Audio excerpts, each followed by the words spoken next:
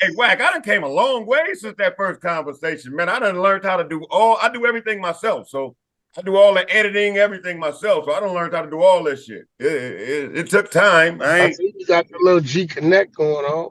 Yeah, man. I do all my little editing, man. What the hell you got on a bodysuit, nigga? You out there trying to lose some weight, nigga? Yeah, this my I just was running. This my it's like a sauna suit.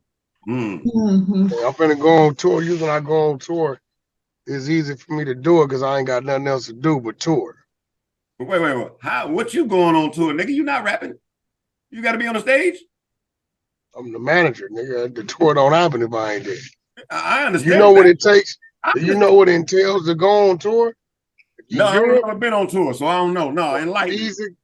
Visa clearances, flights, hotels for every city, the ferry, because we got to drive the bus on the ferry to cross different countries.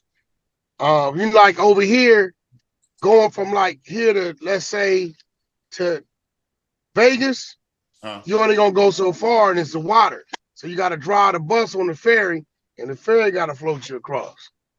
Damn. So you got ferries. Then you got your band. You got all your stage shit. You got to make sure medical is set up in case one of these niggas gets sick or fuck a wrong bitch, and then they up there dripping. You know, everything, bro. Everything pops up. So planes and shit, you know. So yo, Gconnet. As a youngin', do it all for the G. I'm holding conversations, tapping the mental. We tryna build like a king. Sit down with Gconnet, gotta think. While spitting the game with bees, I gotta shout out today. As a youngin', do it all for the G. I'm holding conversations, tapping the mental. We tryna build like a king. Sit down with Gconnet, gotta think. While spitting game with the bees, I gotta shout out today. Yo, this big Wack, I'm on Gconnet with my big homie, Bill Blast. You know what I'm saying? Y'all check in, nigga, get checked out. What's the deal, man? It's your boy Kalen for real, tapping in with Gconnet, where different generations have real conversations, man. Two for real. What's up? I'm Big Y, and it's the Generation Conversation Network. Y'all tap in. Yo, this Big Wacko tapping in with Gconnet with my dude Bill Blast, man. You know what I'm saying? Salute.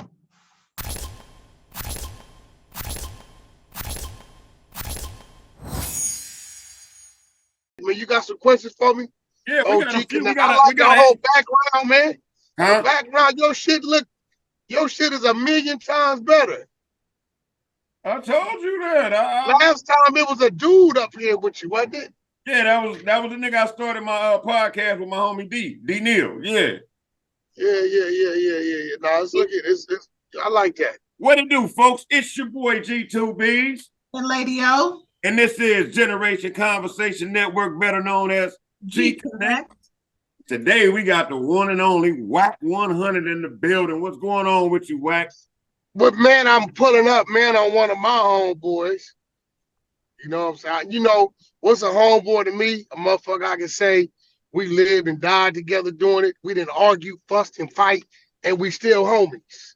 Thanks. You know what I'm saying? And we talking shit, Blast was 23, and we got about 30, close to 30, 27, 28 years of knowing each other. You know what I mean? Yeah, so you know, whenever I can look at a homie and be like, we done got into it, we didn't argue, we didn't did all that, but as homies and brothers, we still maintain that. Right. That's one of my homeboys. Right. You know what I'm saying? So likewise. Yeah, real shit. Let me ask you this, Wack. In your own opinion, why does the streets hate Wack100 so fucking much? You know what? I asked the homie that the other day, 2 days ago, my Dukes from Lanes, right? Because we come up 12 years old doing time. I say, Juan, you know, I know you're going to be truthful with me, whether I want to hear it or not. What is it? He said, Wack, you doing the things they can't, and they want to be able to do it.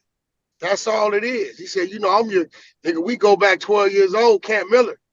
You know what I mean? Like, so he like, you doing the things that they can't. And a lot of shit you doing, they ain't never even thought about doing it. But just the fact you doing it and they ain't, it's like, fuck that nigga.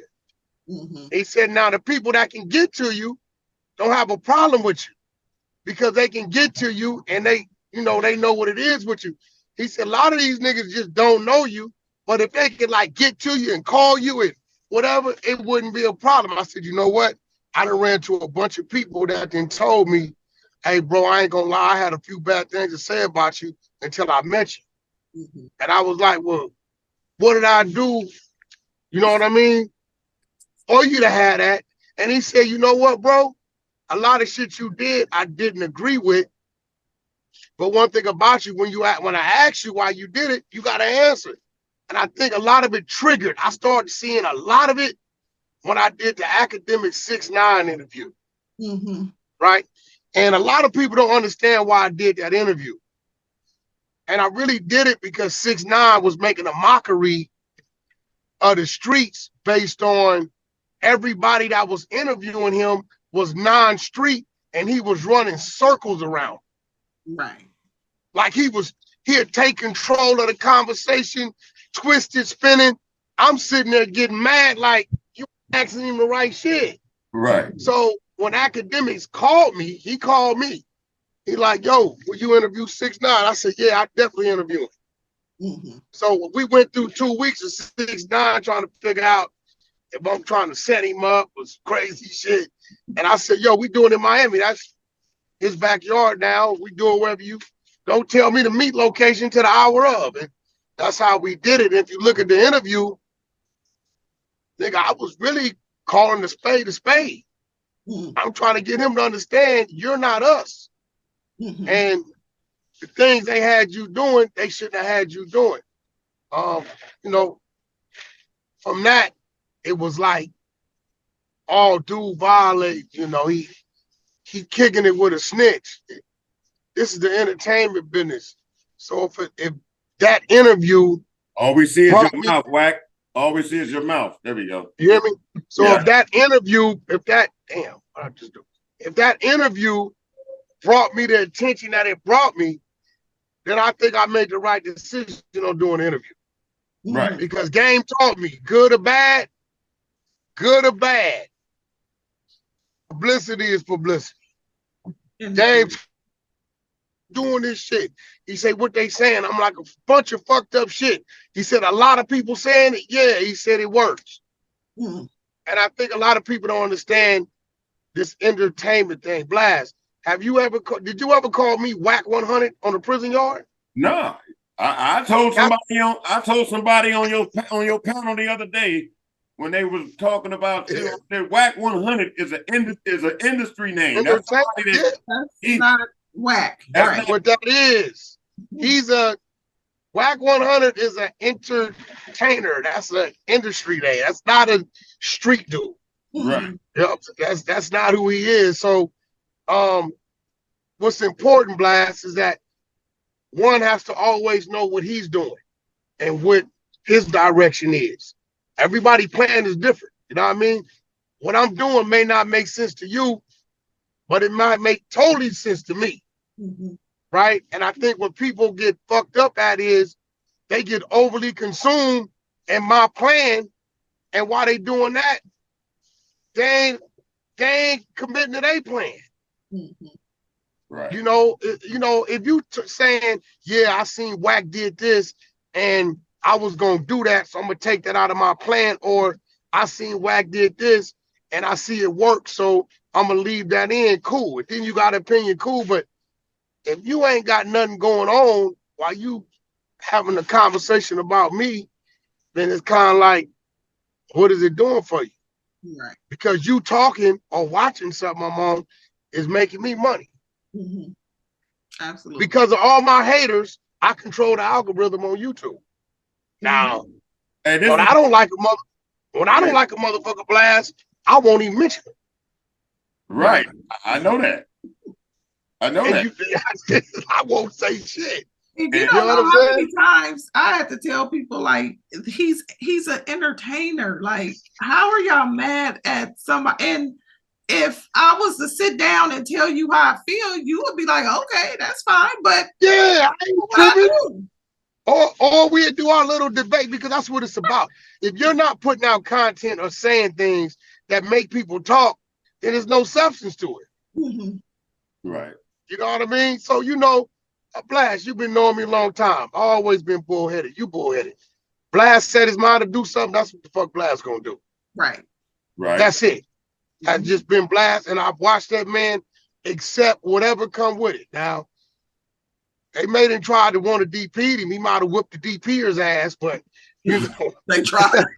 Yeah, you know, he like, well, fuck it. You know, Blast, what you doing, homie? You, well, fuck it. What we doing? All right, let's get it out the way. So, you know, that's just one thing about us.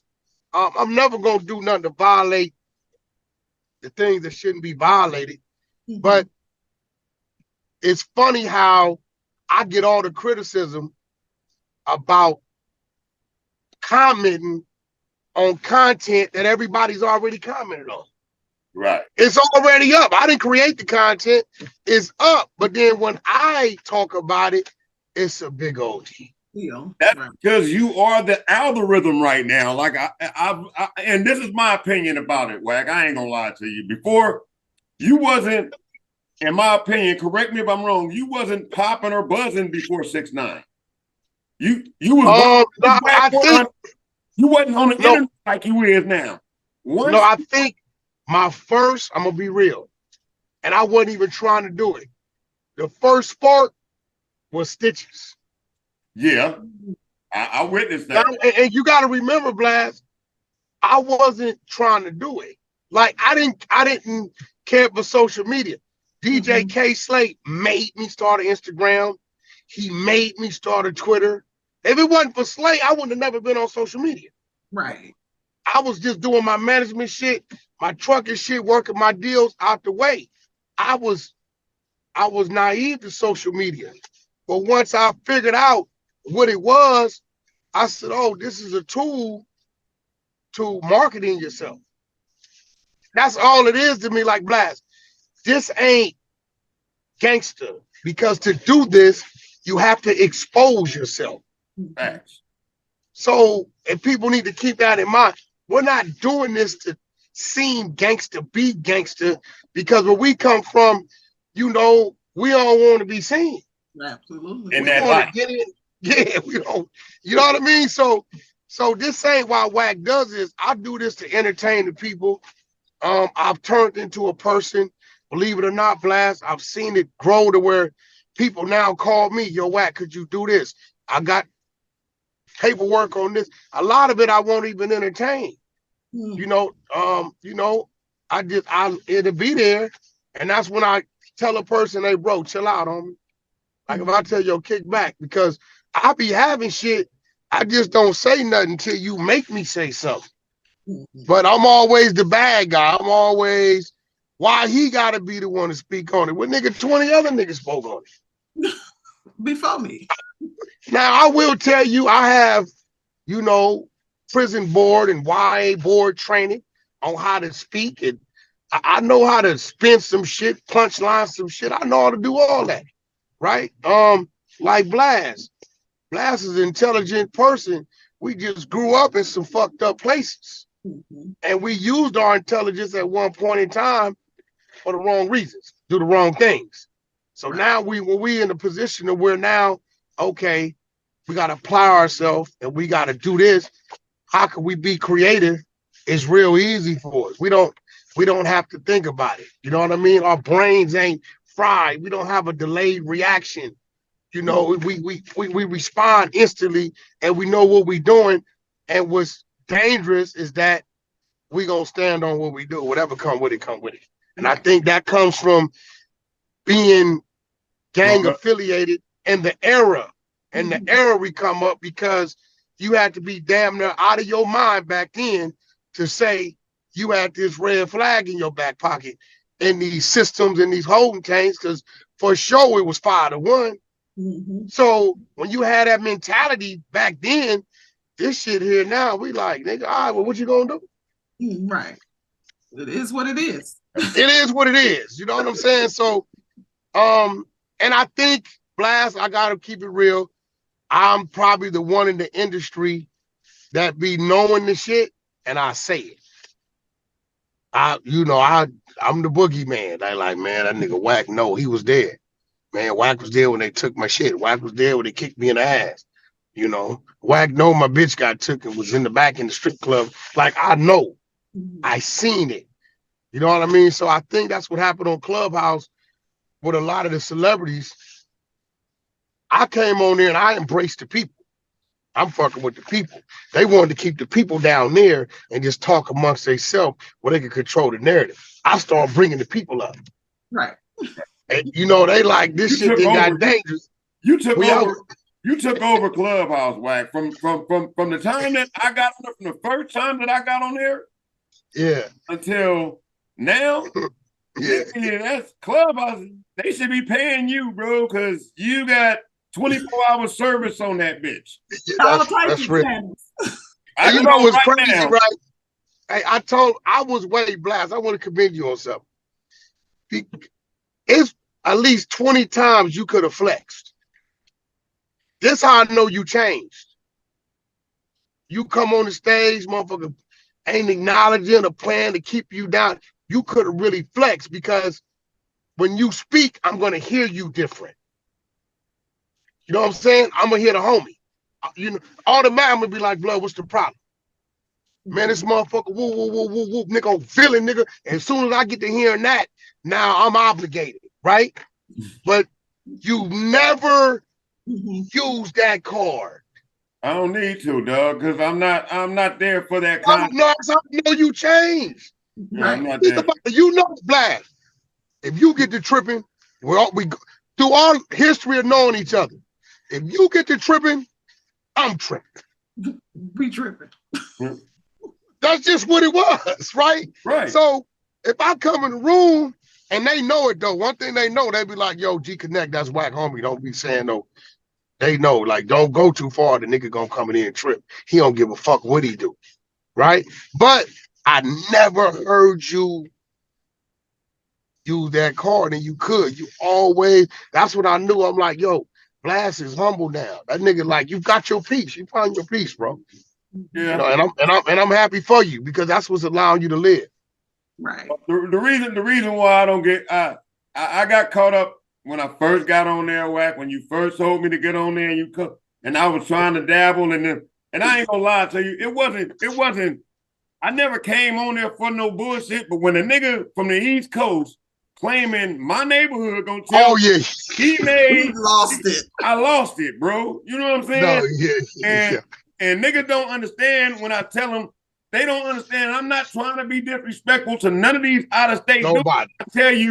When I tell you some real shit, my nigga, if you're not from California and you're cripping or blooding, you're a knockoff. I don't give a fuck where I'm not. Yeah, you see what I tell them, they get mad at me. I'll be like, look, bro, once you leave California, I don't want to fraternize with you, bro, because y'all be saying some shit and doing some shit. I remember the first time, Blast, you wanted to take off on me.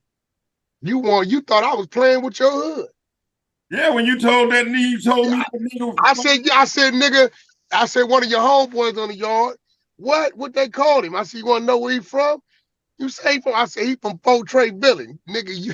No, that ain't what did it. That ain't what did it, nigga. You said it's one of your homies just came on this yard and he in the gym right now. I said, where he from? He said he from Villain. So I go over there and hit the nigga up, back on the nigga like, where you from, my nigga? The nigga tell me I'm from Villain. What Villain, nigga? What? I'm from motherfucking Fort Trey Villain, nigga. Fuck you talking about, nigga? I'm from Hoop. I'm from Fresno. Or whatever, nigga, man. You got to get up out of here, nigga. You can't stay on this yard, nigga. Not being that Villain.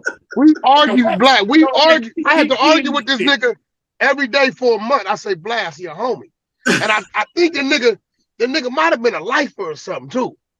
Right? Give a fuck. He had to go. One of us had to go, man. Nigga, he ain't no. I said, Blast, one of y'all went out there and started it. You said, nigga, no, we didn't. No, we didn't, nigga. How we gonna put our rivals? Fort Trey is our rivals, man. I never heard no shit like that in my life, bro. I didn't. I don't trades. We ain't. Did you ever do your investigation on how that started out there? Because it's a real game out there. I don't embrace it, bro. I'm not from there. You're not from my neighborhood, period, my nigga. I don't give a, I'm not, I can't tell you what you can't claim, bro. But you don't represent what I represent. You know what I'm saying? It's like these out-of-state crews. You know, I'm not saying just because Wack went out to Little Rock, Arkansas and started a Pacoima Piru or got a couple, I'm not saying you did, I'm just saying because no, that's real. Fucking with you, now you go on back to California and they rep Pacoima Piru. Nigga, that don't make you no original. Now you might be willing to die for that PPP out there and everything. But you can't come over here, nigga. You ain't been in the projects. You ain't been in the Vietnam. You didn't come up and you didn't go to these schools, my nigga. Just like that. I don't pay their ass no attention, Blad. I just let them niggas do what they do because these niggas got 3-minute handshakes. They be making sounds. Who know what's going on, bro? Man, what the? I swear to God, Blast know what I'm talking about. These niggas be tapping, whoop, and all this shit. I'll be like, my nigga, all right, man. All right. Then they call us an old head.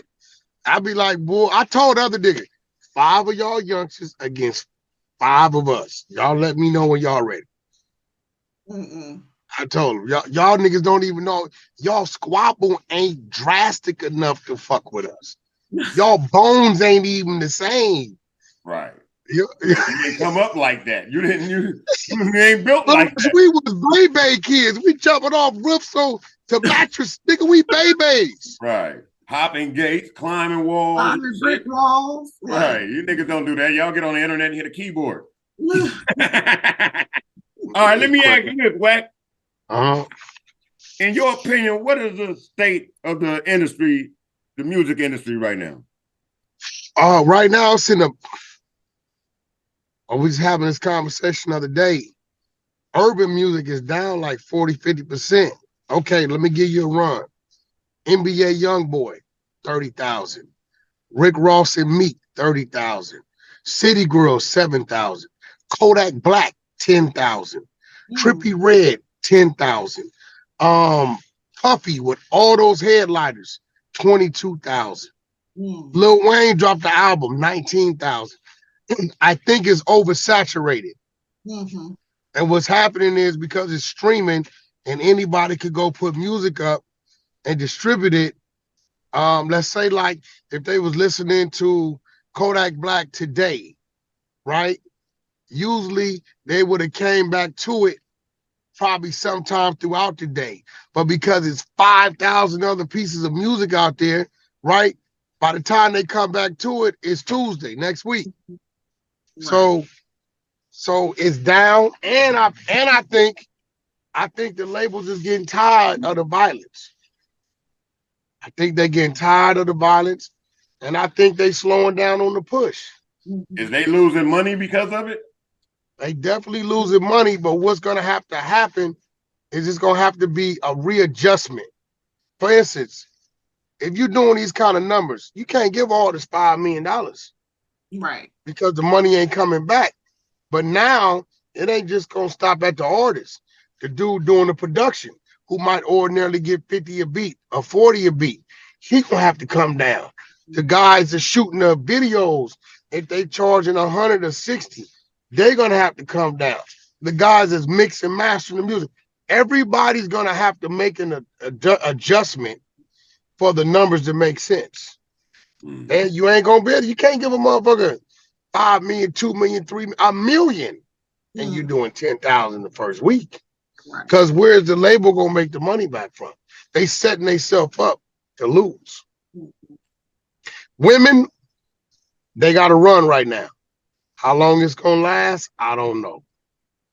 But I don't see any of them getting they're not getting rooted. They dropping singles and they're doing a bunch of shit on the internet. All right, I got a sex tape.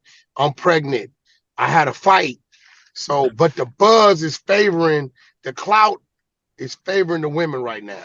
But I haven't seen anybody just drop song after song after song after song, drop an album and it's successful. I haven't seen it. So they get like 6-month runs and they done. So is that good? I don't think so. I'd rather it take you 6 months to a year to build, or you can be around 5, 6 years. Right. Yeah. And us as execs, we got to readjust our hustle as well. Speaking of execs and you in that department, let me ask you a question for the people from the streets. Why ain't nobody from the B car signed to Wack publicly? I know you fuck with everybody, but when I first, everybody that I approached, when I got those open budgets, Richie from Inglewood, Richie said his homeboys was against it. RJ, I think RJ might have just been getting out of a situation or trying to get out of a situation. All the Bloods that I approached at the time gave me resistance. When I reached out to the Crips through DMs, they showed up, got the bag. So, you know, I went to all these dudes first. Before I even went to Savvy Third or Blueface, and I had to get at them through DMs. I was talking to these dudes on the phone. They turned it down. You know, I guess now that, you know, I done made a few people popular from the other side, now it's like, well, what only fuck with is that? Well, the initial people I went to fuck with was us, but us didn't want to fuck with me. Right. So, you know, I got to do business. I have to do the business. I got to sign. I got to release these budgets. And that's just the way it went. Right now, I like Shy Belligerent. He's from Bounty Hunters. And the little dude, Zoe Osama, he's from 8-9 East Coast. So I've been reaching to them. You know, it'd be a lovely thing if I could sign them both. Then at that point in time, I got 2 fresh, so we'll see how it goes. So you those names right there are already low key got a little buzz. Is that how they get your attention? They gotta already have a big buzz going. Well, I didn't know who Shy Belligerent was. Munchie from Grape Street brought me him, and I was kind of intrigued by that the youngster from Bounty Hunters, that his mind was like doing business with a Grape Street, and he was like cool with that. And I had never heard his music. Actually, I heard his music, but I didn't know who he was. And his numbers ain't that great. He's still growing. Zoe Osama got great numbers. He got great numbers. Shy Belligerent, I think, will appeal to the kids. He's talking that project talk, but he's doing it in a fun way. Okay. You know what I'm saying? He's like he's animated. Okay. He changes his voice.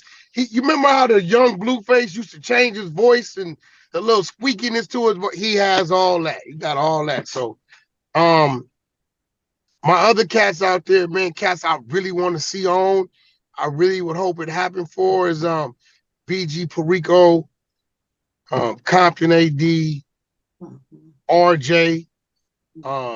These is cats that I like. That other youngster out of Compton, think he out of West Side of Campanella, Wally the Sensei. Yeah. Right. These is cats that been around some 5 years, 10 years, some maybe 3. Wally been around probably 3-4 summers. I could be wrong.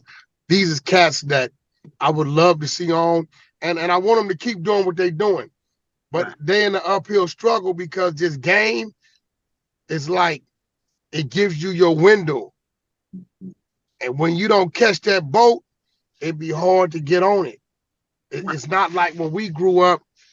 Remember, the artists would be work. Remember, they was working magazines, blasts. It wasn't none of this social media. So it was a 3-4 year, 5 year build, 7 year build sometimes before they got on. Kendrick was around 8-9 years at TDE before he sparked as K-Dot. But realistically, after about 2-3 summers, you on an uphill struggle. Right. If it don't pop, and then if it does pop, you lucky to get 2-3 summers. Yeah. These fans roll off of your ass and go somewhere else. True that. You know, so don't quit your day job. Basically. You don't? Yeah. It's you got a few pieces in your camp right now you working on that I like here. I like the sound of Young Magnificent, and you know, especially your feet are on there. And you know, you got your boy Creep, the Guap Fiend. Young Magnificent, you know, I believe in tough love. Mm. So I haven't talked to Young Magnificent in about 6 weeks. Intentionally. And I want him to know that. He still go to the studio, do whatever he want. But when I prepped him and warned him when it was time to go for his project, he got a little overzealous and he wasn't nowhere around. I'm like, damn, where you at? Like, I didn't did this, did that. So you know what I do, Blast? I don't get mad. I give them the same energy. So now they're like, well, Wack, where you at? I'm like, well, you got to show me what you gonna do first now. I got out there in the water first. And your ass disappeared somewhere. So now you got to show me what you want to do. Because I got music in there with him and Kevin Gates and him and Blueface and all kind of shit. But I can't let that go if you're not ready to go. And one thing about these artists, they go through things, you know, family problems and shit going on, baby mama problems. So they have to learn that when you're doing this music, you set a date, you have to be selfish. Right. You have to be selfish. Because once I go, I can't rewind it and do it again. I can't go back with the same product. I got to re-release new product and hope the new product drives them back to the initial product that I was banking on that you laid down on. Right. So, you know, that just comes with an artist. I expect them to do something. I just never know what they're gonna do. They all gonna do something. Right. Blueface, that nigga, he was catching a gang of cases. You know what I'm saying? He show up, he do everything he's supposed to do, work the shit out of his social media, but I can't keep the nigga out the substation.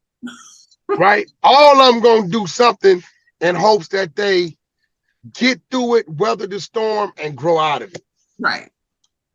So what it is, it's a headache, but you know, it's a gift and a curse. Once it starts to work, you know, then you see the money from it. But you're gonna go through some shit. You ain't gonna just come in, hit, and everything is perfect. That's not gonna happen.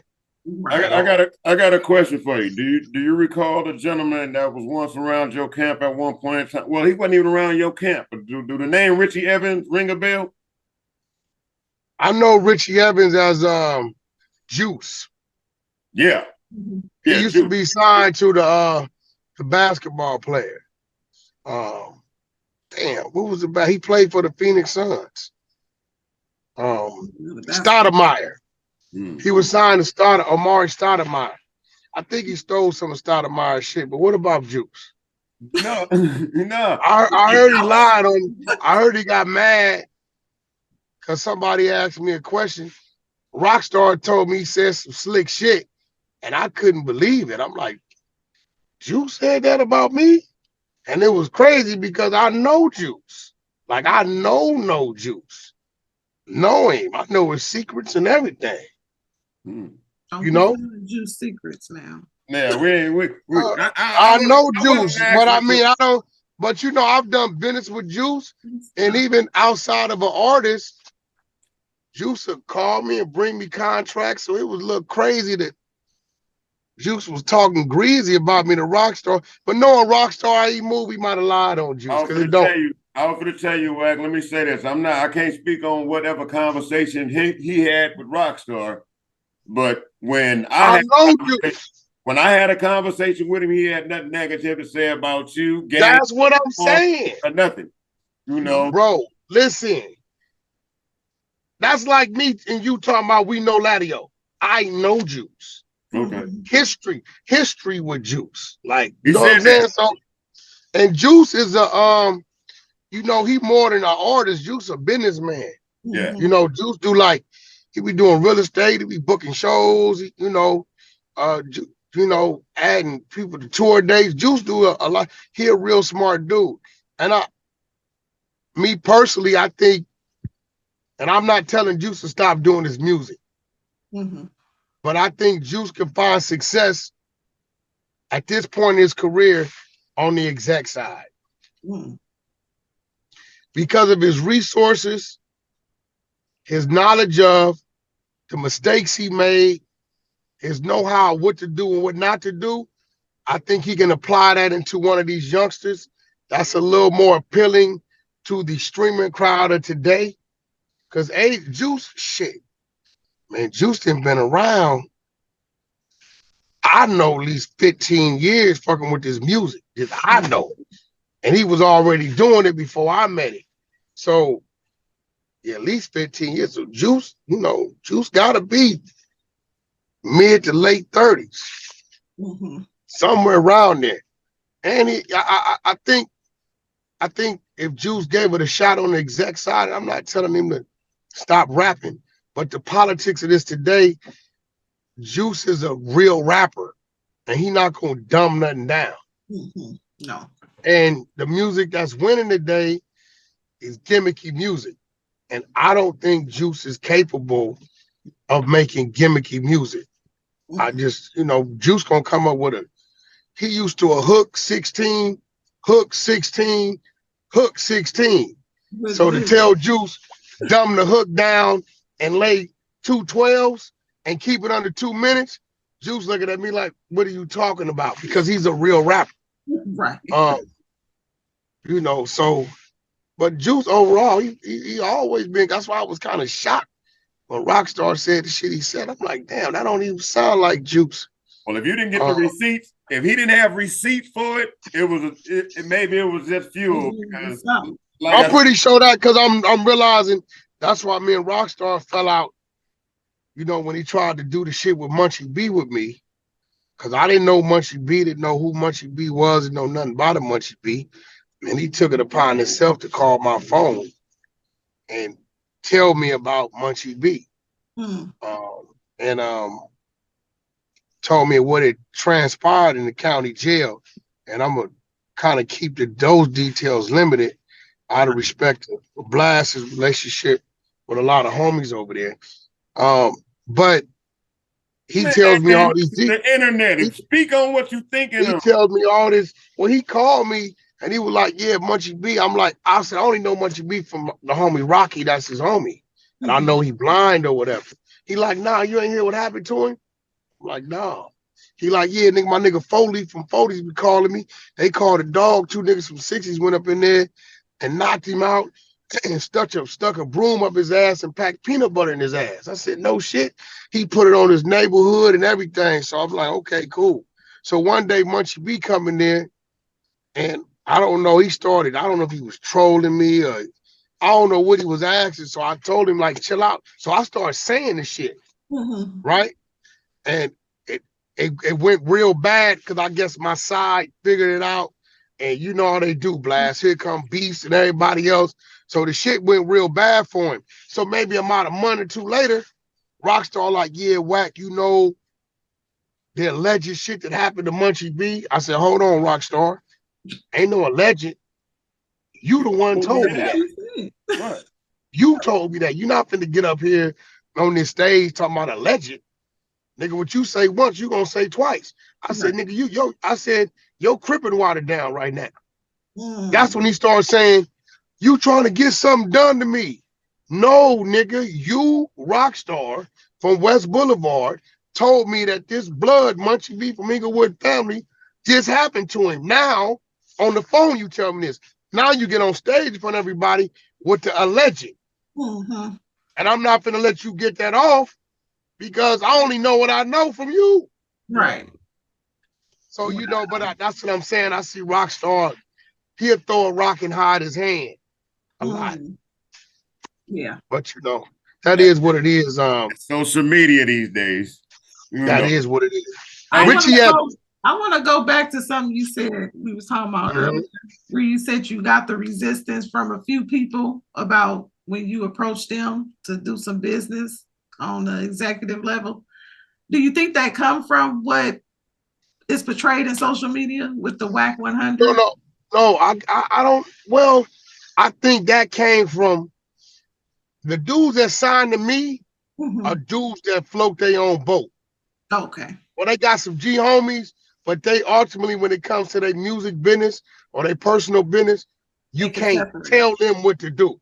Right. If it's a dude that got heavy influence around him and he's listening to them, it's a good chance it ain't gonna happen because he's listening to somebody who just feel the way they feel. Absolutely. Right. So, like, you know, Blueface from Schoolyard, his homies has his conversations with him, but ultimately Blueface is gonna make his own decisions when it comes to his personal shit. And that's the only people gonna work with me anyway, because I don't want to look up and have to be talking to 3 other people to talk to my artists. Right. Makes sense. So yeah, that's what that was. So okay. You know, that I get it. You know, the streets, anything the street mix in, it's gonna be some oil. It's gonna be some oil bubbles in there. Right. I got a question for you, Wack. What's the deal with the Banging on Wax project? What's stagnating that? Is that ever gonna come out? What role did you have in that? Did you have? I came in. That was a project that Wacko and Big Y had put together, and I came in and got financing for the project. Very decent financing. What I went wrong at is I've always told myself I would never do album deals with homies. Because if you don't understand the music industry and you start crossing shit with how it go in the streets, it's gonna always turn into something. So I went in there and did what I was supposed to do. I sacrificed a lot on that situation personally because the people I went to didn't want to do it. And in the back scenes, I had to put up what was already my vested interest on other projects as collateral for them to do the number that I was asking them to do. So we shot a video, Bloods, Crips, Paul Rules, OT Genesis, Mozzie, Game, Blueface, Mozzie on the hook, and OT on the hook, Mozzie, Game, and Blueface as a Blood, Crip, and Paul Rule rapper. Shot the video, all that. They still have possession of the video. Long story short, there was some things going on internally, and I think the real problem lied in they wanted to hurry up and release when there was a stall on my side internally because of what was going on over there, right?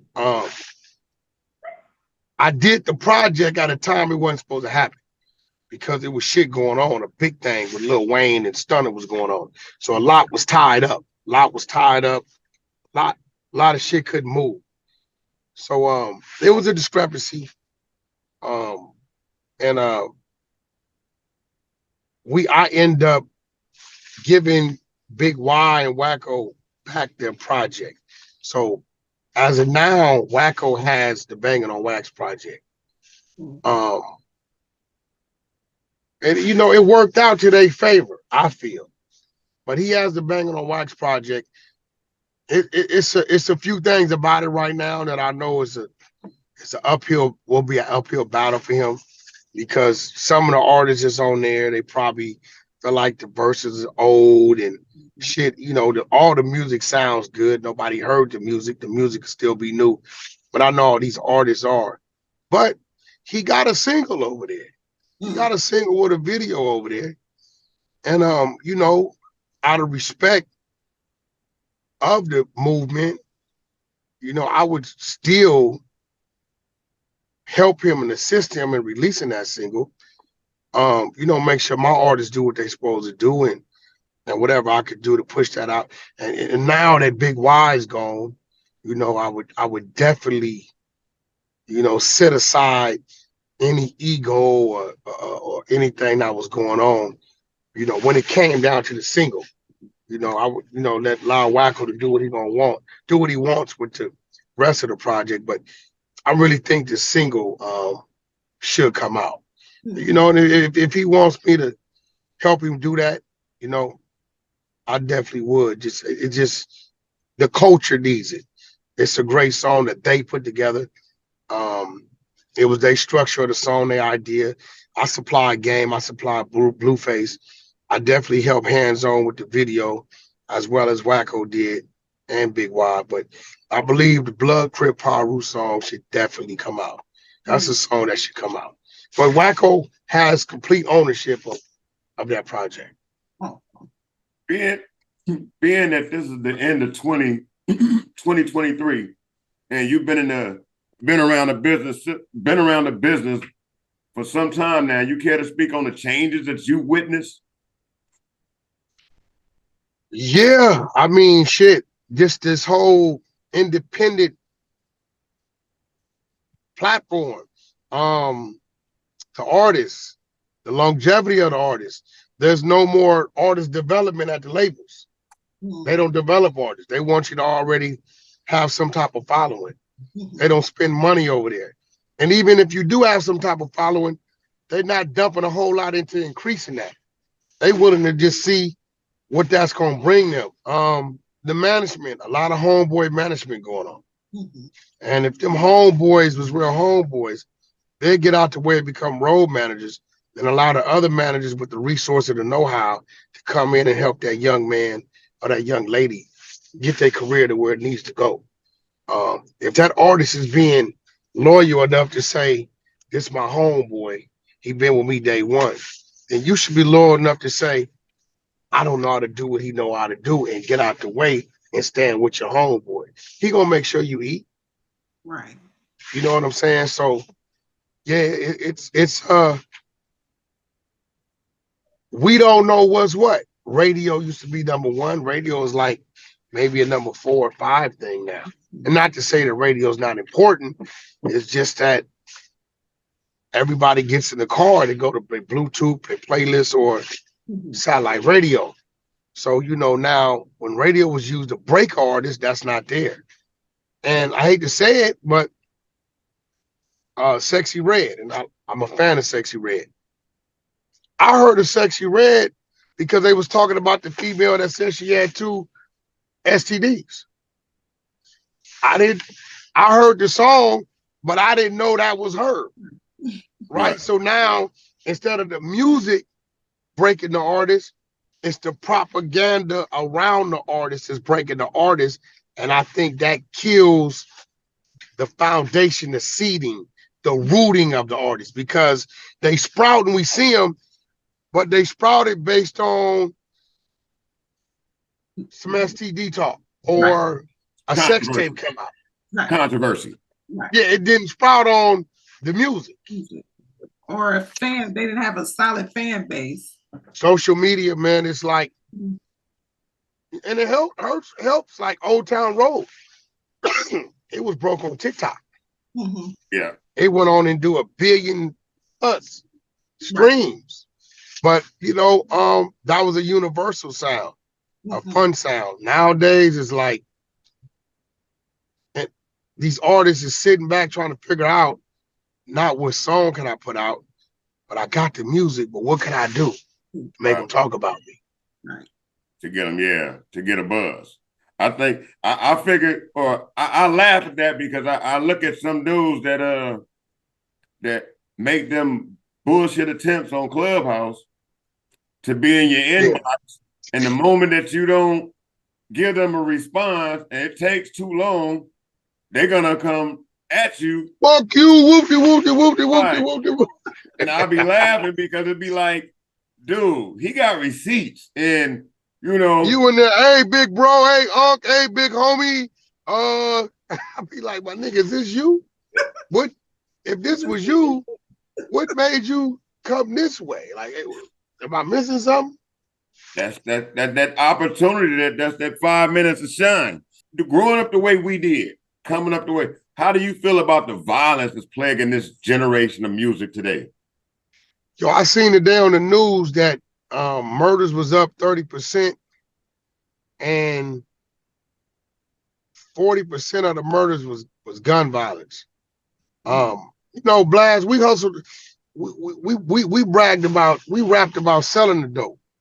They rap about using the dope. And if you got somebody using the dope and he running around here and people was pumping him up, the peer pressure, and he got a weapon, it's more prone to continue to happen how it happens. I don't think we would have made it, Blast, if it was what it was back then, the way it is today. Blast, you know some of the shit we did. We got our little 5 years and 4 years and 6 years. They giving these dudes 50 years the first time around. Right. You know what? Think about it, Black. Think about some of the cases we didn't had, and I'll be here and I'll be like, wait, what? He got how much time? You know what I'm saying? Right. You know, the nigga robbed the pharmacy for some lean. What did he get? Oh, they gave him 38. 38? Nigga, we done ran into a motherfucking bank. We come out with a 10-piece. Right. Check cash is spot or something. Right. Yeah, so I think it's a lot more dangerous these days. And with the economy being the way it is, the system, you know, all the youth authorities are closed down. Mm-hmm. They just moved the people from YTS to Sylmar Juvenile Hall. Mm-hmm. So now you got to ask yourself, when these youngsters is going to court, they ain't locking them up. They putting them on ankle monitors, you know, because we got cutbacks and I guess in our overall budget of LA County. So it's dangerous out here, bro. And they ain't got nothing to do. Then they aggravated, they upset, they frustrated, and they ain't got nothing to turn to but that weapon and whatever it is over there they think you have. Right. Well, my take on it is they're going out backwards because you don't get a gun in jail. A gun can send you to jail. So if you're not tough, that's what's different. You know how to use your hands before you go to jail, then you ain't. That's the dip. That's why I think they tell when they go to jail now, because the pressure be too much and the opportunity of getting back out, because they know once you get cornered up in this box, you can't do nothing but get beat up. Mm-hmm. Right. You know, Blast, with us, this don't work. That's not the fight. Blast, you knew Big Crunch from 5'9" Brim. Remember Marcelli in Pleasant Valley? I used to fight Crunch 3 times a week on GP. Just because he was a big old nigga. Right. Yeah, you know, we fought for fun. Right. Right? Especially on a lockdown. Nigga, we got to burn energy some type of way. These push-ups ain't gonna help. I got you. I recall them days. Blast, you see these youngsters take them shirts off, bro. These niggas, I'll be like, God damn, nigga, you stop growing at 9? It's all in drugs. It's all in lean. Half these dudes, Blast, can't do 10 push-ups. You just walked up on them, give me 10, they can't do them. You know, and what's even sadder is our women.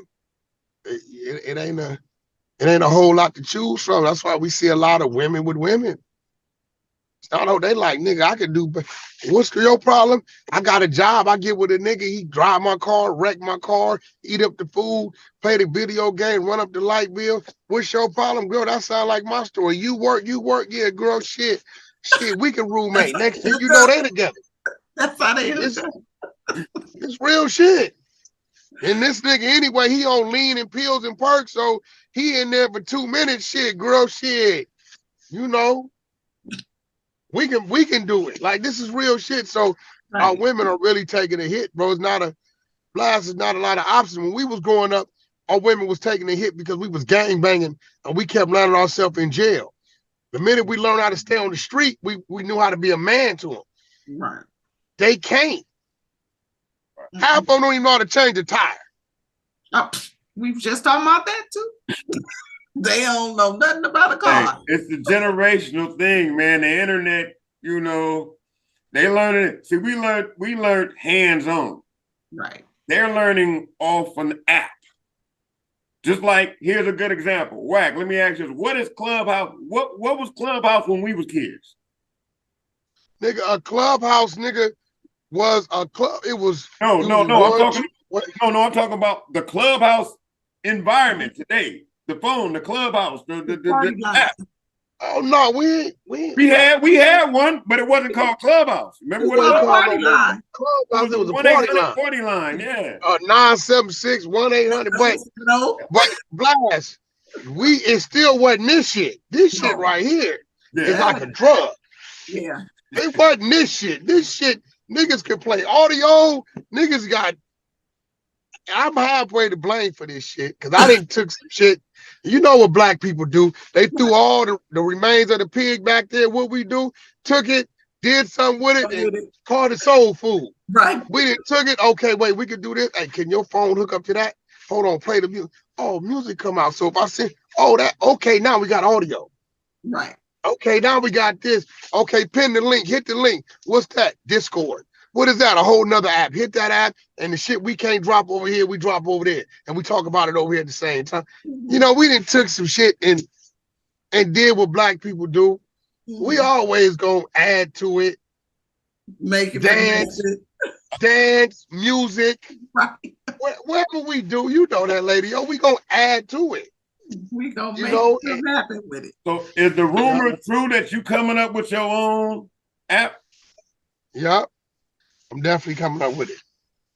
I've been working on it. I got sidetracked doing this diaper launch and dealing with all these goddamn court cases for my artists. But I definitely got to get back to that. Right. I definitely got to get back to that. Let me ask you this, Wack. Who has been one of your biggest mentors or role models over the course of your career?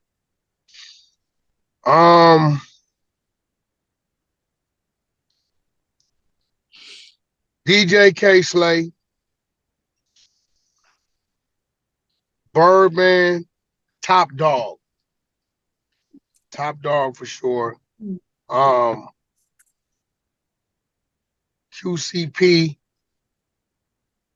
You know, a lot of people expected me to say Suge, right? And Suge did teach me some shit. He taught me what not to do, and that's very important. Right. You know, whether he knew it or not, because knowing what I know now, seeing what he was doing, because his whole thing was, I don't got distribution, but you just sold half your catalog to Koch, who is a distribution company. He had distribution. He just wanted to be back on the major distribution, and they was blackballing him over there. So, all my distribution, 90% of it been independent, Koch E1. And let me see, it's somebody else in there that I know that I'm missing. That is, you know what? I had to be Mike Kaiser over in Atlantic because he's always giving me tough love. It's been a quick no or a quick yes. Right. And if you want to know why, call me back after 5. So he taught me how not to get upset with people in the industry. Right. You know, I didn't have people tell me no 10 times. I never got upset. Then they finally told me yeah. So, but Birdman, Top Dog, probably been one of the top ones. QCP, cats like that. Was great mentors, still mentors today. Being that you just brought up Suge, I got a question for you. Why is that man hating so much? I just watched, listen to something, him doing a little podcast, and he referring to you as the truck driving nigga. What's going on with this? All this malice coming from? And that's the crazy part, man. Is, you know, I never hear from people because I tell people my story when I got out of prison. That's the route I took.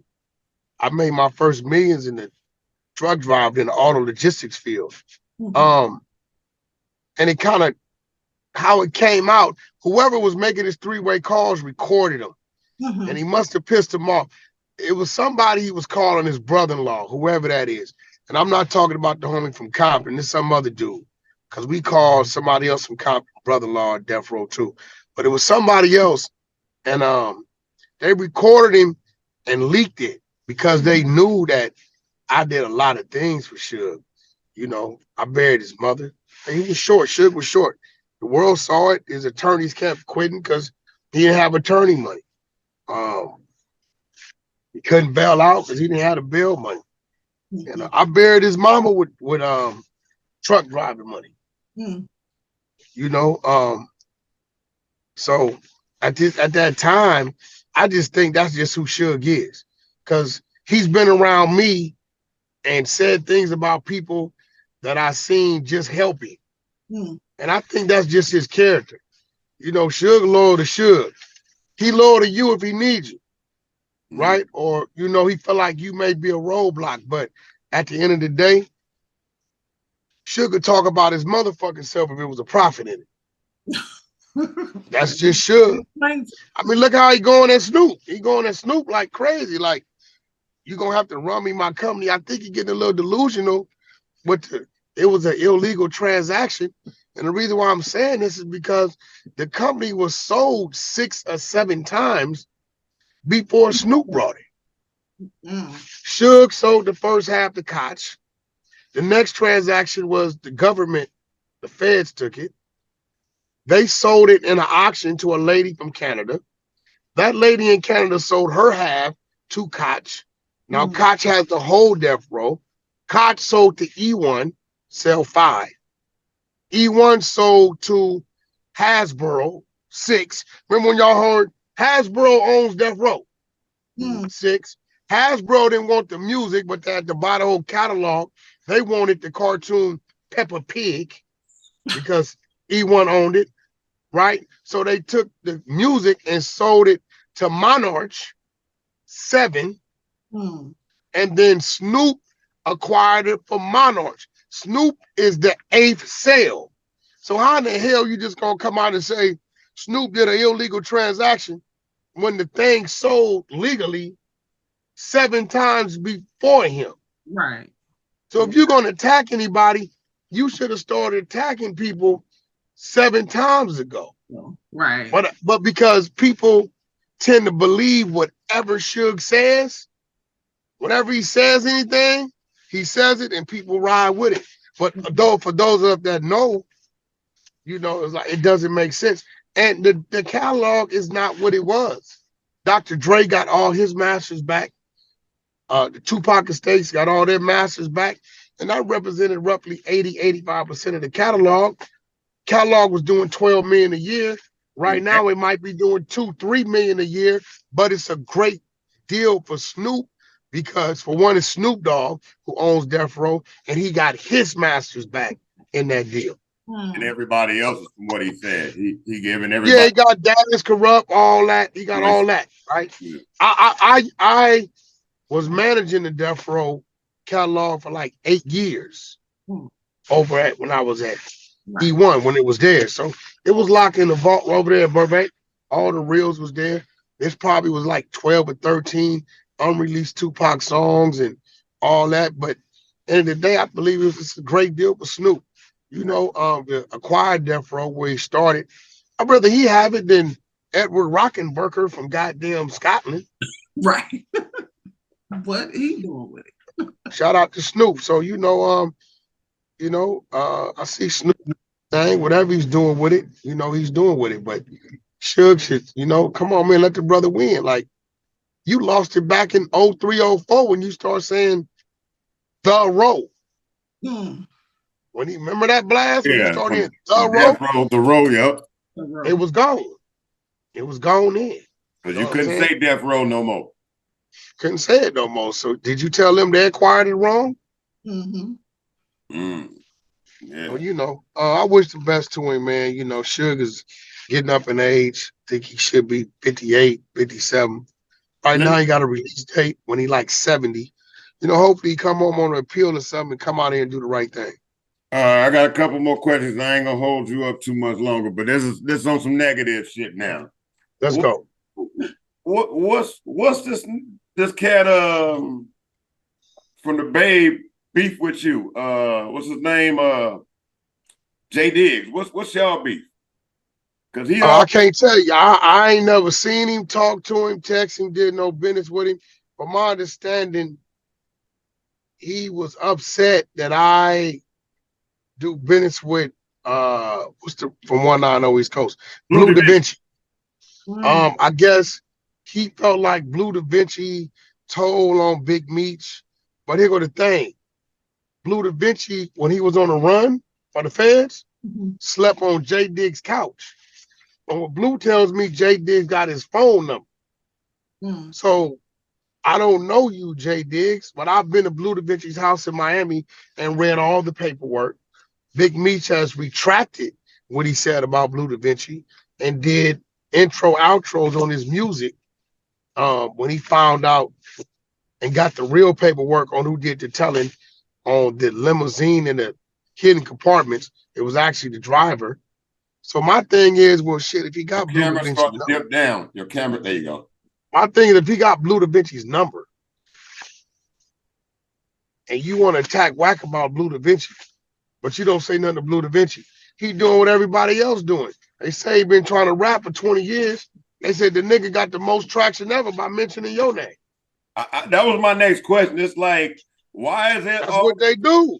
Why is all these rappers attacking you with songs when you're not a rapper? It's clout, bro. Like, you say my name. Look, he been rapping, dropping 50 songs. Nobody pay him no attention. He mentioned Wack, they looking. It's a cheat code. Right. It's a cheat code, bro. Yeah. It's real shit. It's nigga, bro, go look at how many songs he been releasing, 20-some years. No traction. You can't tell me none of his records. He mentioned Wack name. Who? You heard what he said? Who said about Wack? Who? It's a cheat code. And you know what, bro? I can't get mad. I can't be mad at him if that's what he's doing. It still don't take away from the fact that your talent ain't did shit for you. Unless you just gonna just keep mentioning my name, and then at some point in time, because dude, like in his 50s, you start looking crazy. Like, damn, nigga, like I've never seen him, talk to him, did no business, tech, nothing. I can't tell you too much about it. They tell me part of the romper room bank robbery crew. I don't know what that is.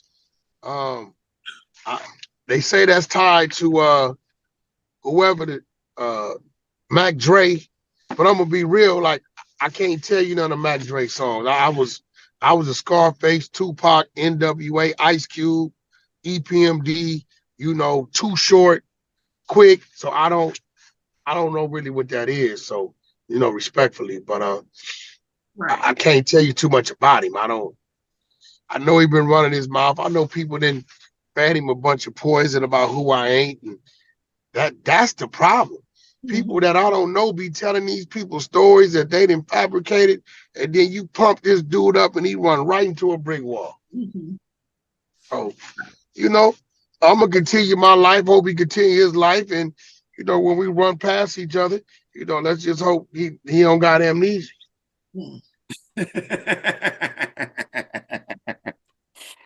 I feel you on that. All right. What's Gucci Man reason for being mad at you? Gucci was mad at me? Nah, Gucci, that's my partner. Was it Gucci or was it? He mentioned my name. He mentioned my name. Okay, somebody just recently said my name. Gucci mentioned my name in one of his songs. He said I'm not gonna be doing something like Wack100. And I went on there and told Gucci, nigga, I'm going to the studio. I'm gonna dish your ass back.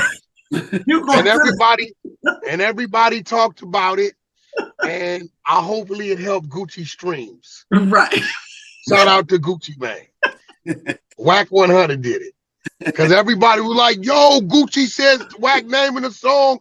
Wack said he doing a diss song. I said the diss song was gonna be called Gucci No Mane. And they talked about it, and they was like, where the song? And hopefully he got a spike. Shout out to Gucci Mane. I ain't got no. Every time I see Gucci give me a hug and shake my hand. So, you know, that's my boy QCP brother. So, I mean, you know, you can feed these people anything you want. It'd be crazy because they really, and this is another thing I hate, Blast. I know you get this. When the so-called street hoodlum super gangster niggas say, you an internet nigga, but they know everything going on the internet. How you know? If you ain't on the internet. Know. How you know what you did on the internet, nigga? Right. You ain't watching on the internet. We ain't watching. Crazy, bro. Crazy. You know how many times I tell a nigga Blast, watch this? And they be like, yo, ass crazy. I mean, this is what this shit is, man. So whoever swallowed it right, cool. Whoever swallowed it wrong, cool. Shit, man. Look, as they say, Blast, we making content.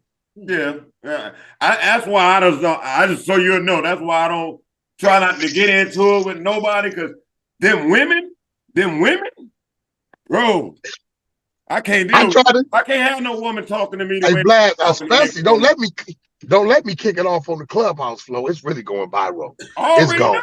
Oh, that's why I say I don't want no problem, nigga. Beats come through there, you know, and the rest. They got some crazy motherfuckers. Hey, them motherfuckers be crazy, bro. And I ain't gonna lie to you, bro. With you there or not, nigga, them niggas be diehard soldiers for you, bro. Niggas, oh no, bro, I didn't build some shit that. It's a rock solid wall. Yeah.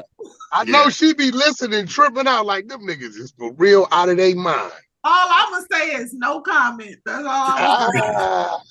The dude finessed 2 times. He going at it with this honeycomb something dude. But finesse 2 times is a real rat. They came on the app. They got all the work. The dudes he told on. This ain't no federal shit. This is state shit. So I might have to reach out to Honeycomb and put him with the dudes, and I got him. They call me every week.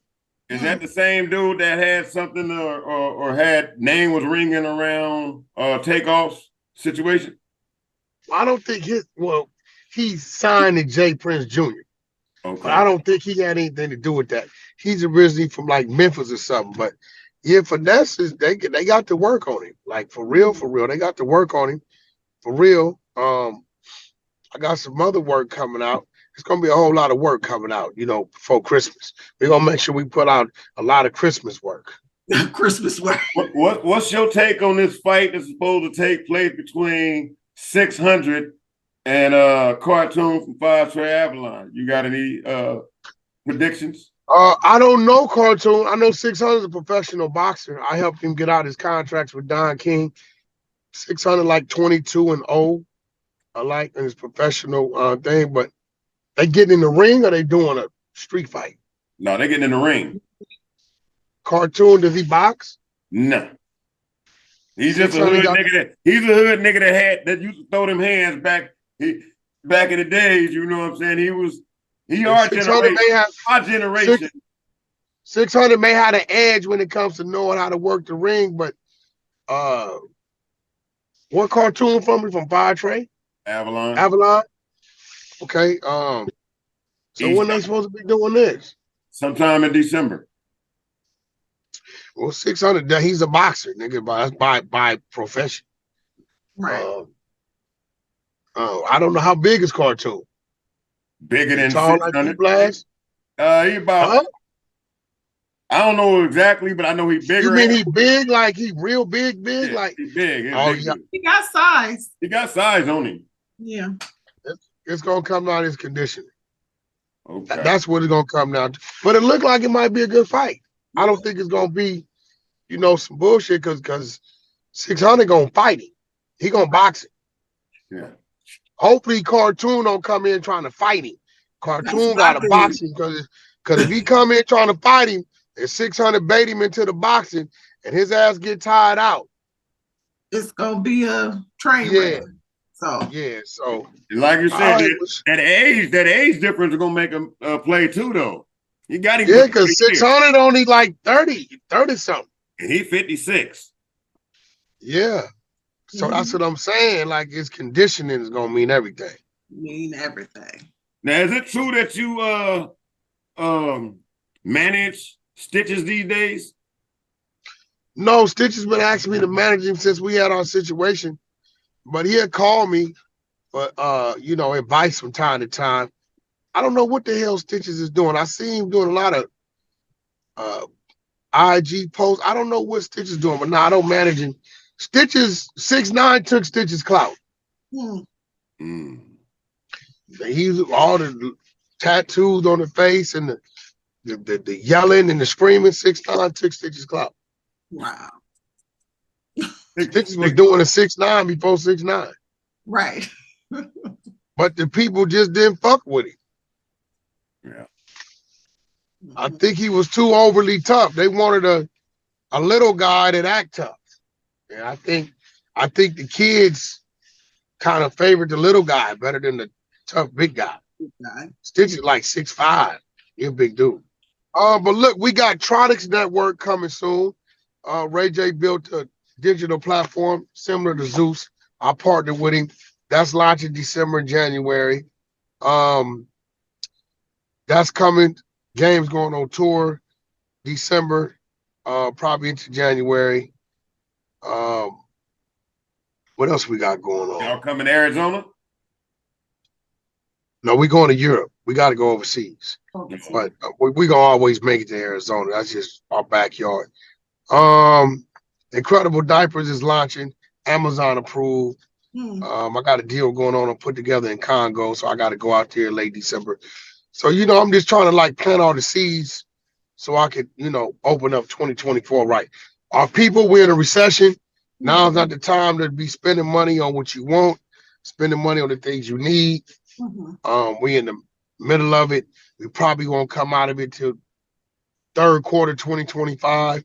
Interest rates are high. Cost of living is high. Gas is high. Jobs is laying off. Paying attention. Walmart's 140 of them closing down. All our major chains are reducing and preparing themselves because it's not going to be money out here to be spent like that. So, everybody like spend your money wisely. Hold on to your money. And, if you ain't got nowhere to go, you don't need to be nowhere but your ass at home. Right. Yeah. That's real. Blast, it's been nice. I'm Wack100, exclusive on Gconnet. I'm going overseas. We're going to set something up where we can go live, maybe on the game, one of his live dates, maybe with him prepping, sound checking. We're going to figure out something to do. Absolutely. We appreciate that. We appreciate that, bro. So, Lady O, keep my homeboy right. Blast, your ass stay right. Till next time, we east side niggas blast, but west up. Nigga, I got you. All right, doggy. So make sure you tune in, but the biggest thing is you need to subscribe. So what you do is subscribe and hit the notification button. The notification button lets you know when the show comes on YouTube so you can get down.